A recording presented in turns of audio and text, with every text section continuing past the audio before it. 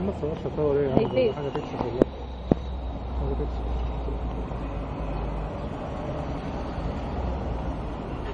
راجل هيتقس.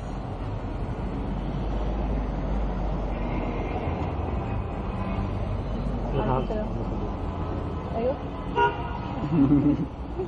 فيك.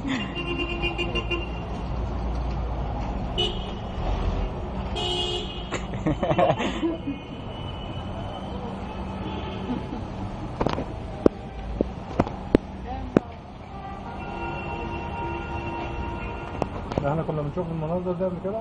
عمرنا ما شفنا المناظر دي قبل كده. مساطيل ماشي في الشارع. اسند على العمود ده. الراجل ده هتشوف العربية دلوقتي صدقني، بس شوف بعيد عننا. حلو عشان صغيرة وهو بيموت. ايوه هيقع. هيعمل حمام ده ولا ايه؟ هو واقف على رجل واحدة.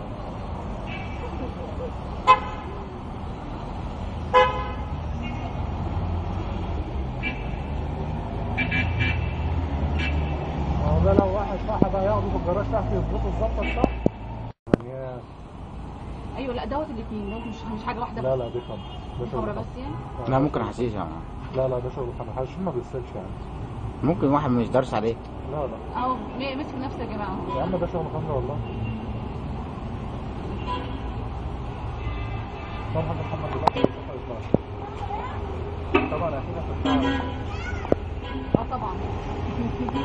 اهم شيء ان احنا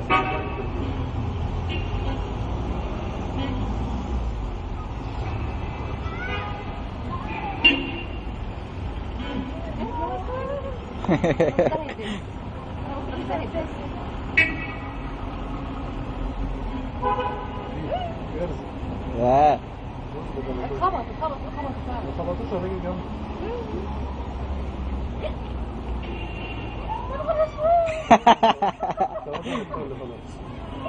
بص ما يطلعش له دلوقتي.